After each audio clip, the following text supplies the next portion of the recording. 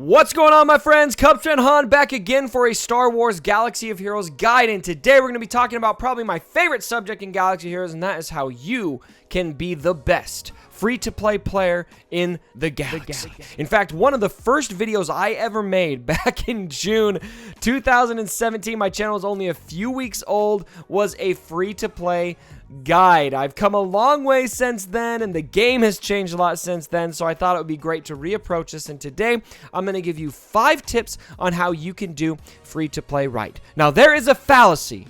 There is a false notion in this game that it is a pay-to-win game only. Now, there are definitely going to be some pay-to-win aspects of this game, especially when you first start out, when you've got people that are hitting level 85 way before you because of the finances that they're investing into the game.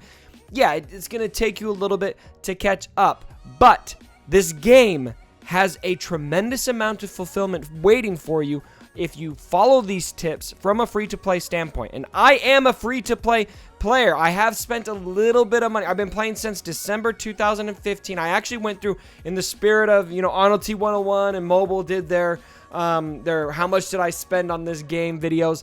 I'm not going to do a whole video about that because it would be very short, because I've only made a few transactions in the game. But over those 2 years, I've spent exactly $83.99. Now, that sounds a lot like right now, but over, 2 years of time, $5 here, $10 here for I did a couple crystal boosters. Oh, may they rest in peace. But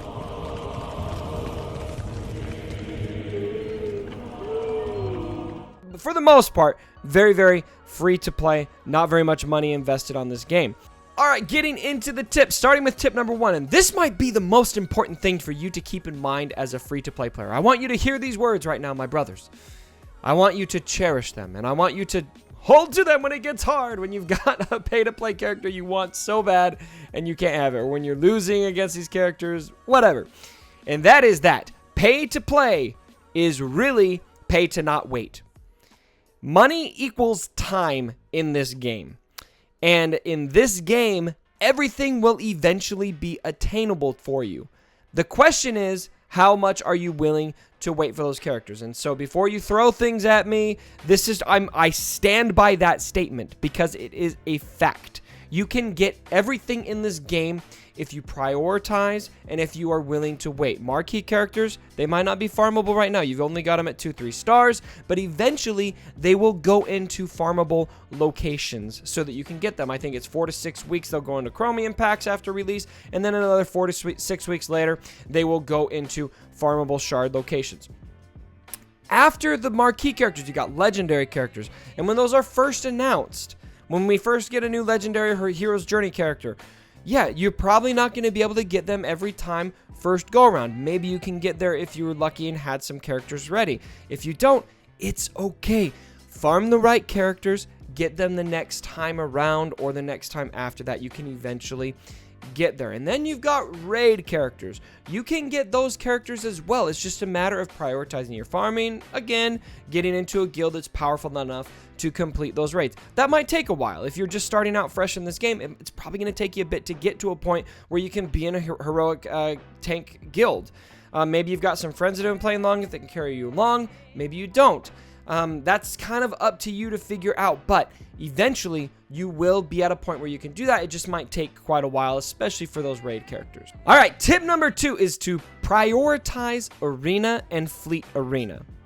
Now, the reason why this is going to be top of the list, number 2, is because you get 500 and 400 crystals respectively for arena and fleet payouts if you can get first place. Now, just doing a little bit of math here.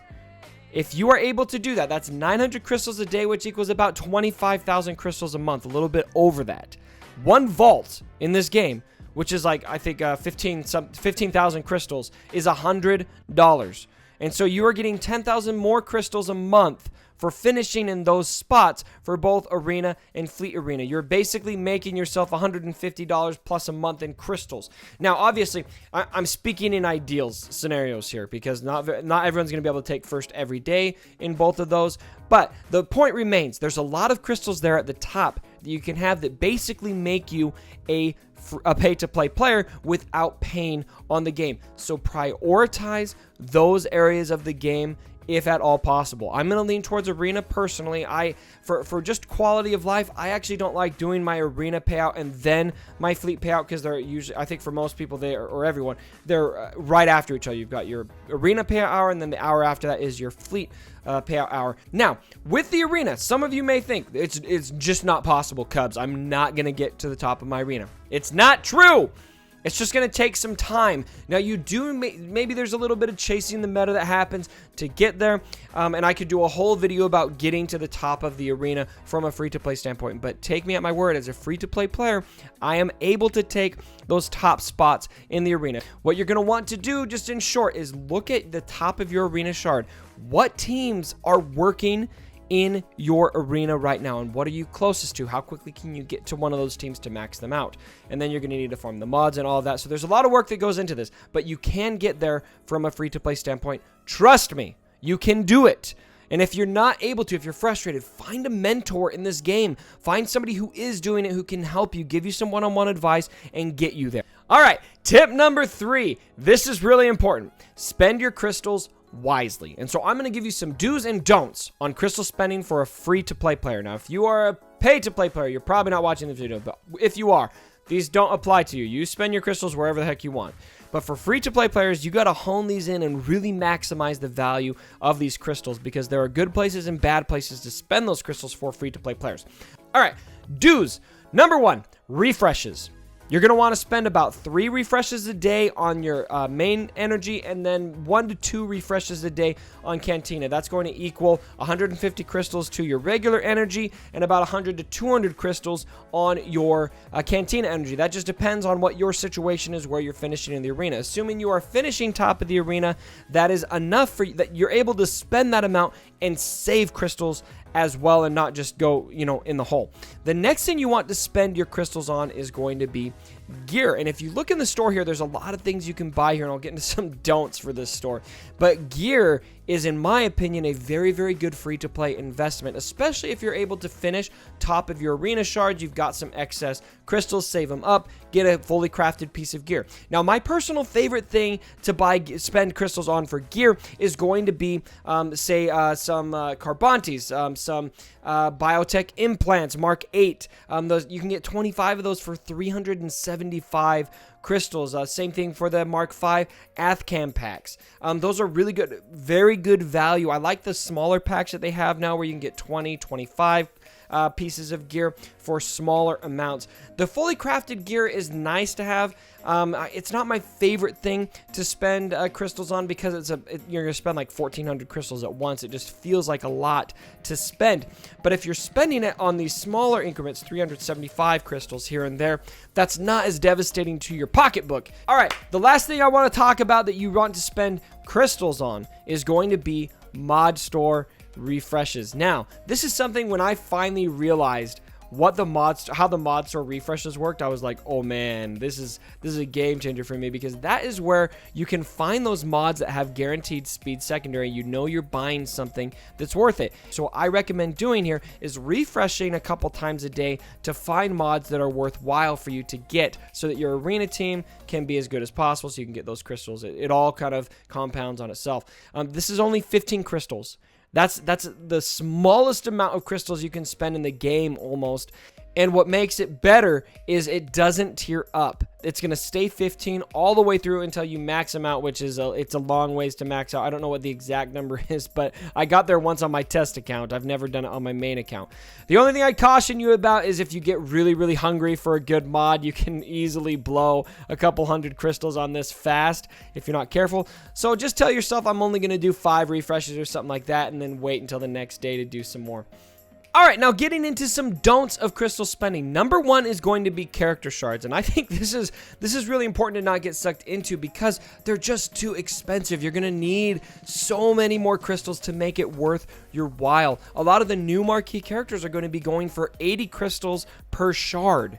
That is a ton of crystals for you to get enough shards to really make a difference. The only way to really make a difference here is going to be if you get those characters to 7 stars pretty much, which is going to, you're going to need hundreds of shards to get there. You're going to need thousands and thousands and thousands of crystals to really get those characters to a level where they're going to be worthwhile. Now, if you're close to a level that is going to be worth it for you, like say you want to use your bays for this phase of territory battles, you see some bays shards in there and you only need 5 to bump him to 5 stars so you can use him in this next level.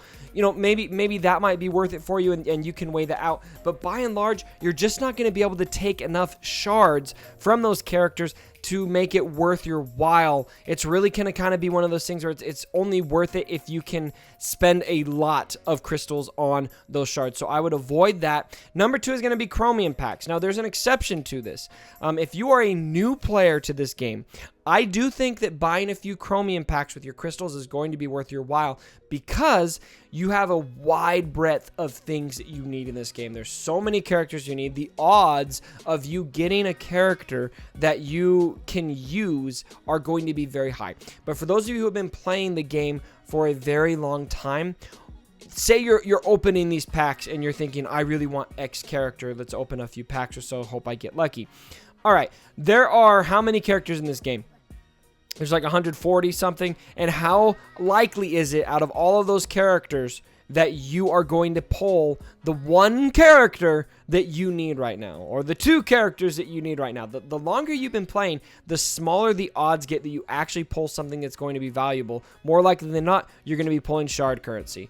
And so I would recommend avoiding chromium packs unless you are a pay-to-play player or you are a new player to this game where you've got tons of stuff that you need. And then the last don't of crystal spending is going to be other store refreshes. Now, the mod store is an exception to this, but all of your other stores are going to be 50 plus crystals to refresh. And it's going to be spending crystals on RNG again. So the mod store is an exception to this, in my opinion. I think that's worth it. But the other stores, say you're looking at your main store, you really need to get a Carbonte and you refresh it, 50 crystals.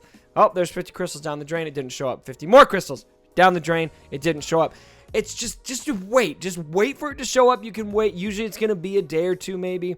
It will be there. I don't feel like those tend to be worth the amount to refresh those stores. But of course, rounding out my crystals tip, we all are going to have patience issues from time to time, and we're going to use our crystals irrationally. I'm the first one to admit that I've done it on more than one occasion. I've broken every tip that I just gave you on crystals sometime or another. But in an idealistic world, that is my opinion on how you should spend your crystals from a free-to-play standpoint. All right, moving on to tip number 4, and this is one that's very important and easier said than done. Everyone's situation is different, but that is to get into a committed, solid guild.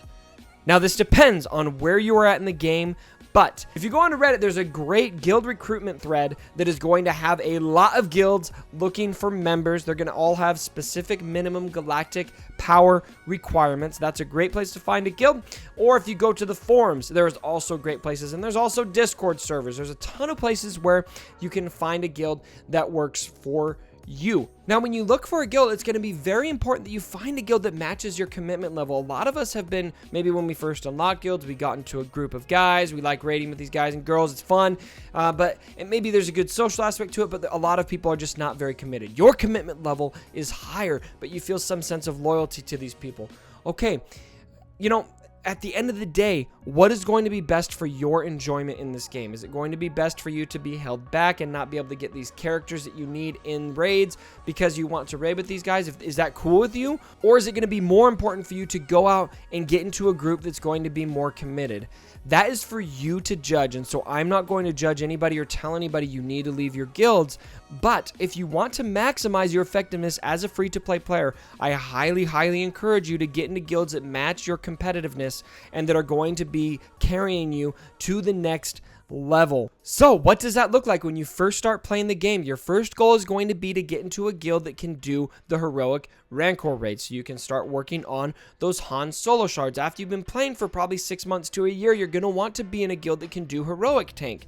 Now, to put it in perspective, my guild does not do the heroic Sith raid, and I am okay with that. We're getting close. I'm in a 130 million galactic power guild. We will get there pretty soon, I suspect, but I haven't got there yet, so I'm okay with that. I feel like my guild is on a trajectory that's going to get there. If you feel like your guild is, great, stick with your group. Just make sure you're in a guild that matches your commitment level. All right, rounding it out with the final tip, and this, in my opinion, is probably going to be the most important thing for anybody in this game, free to play, pay to play alike, and that is to just have fun. Just have fun. This game is here to be enjoyable for you. It's Star Wars. Pew pew.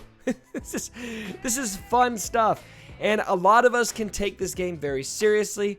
I totally get that, and you can want to bash your head in the wall when RNG just screws you over and you don't get any shards that you really needed.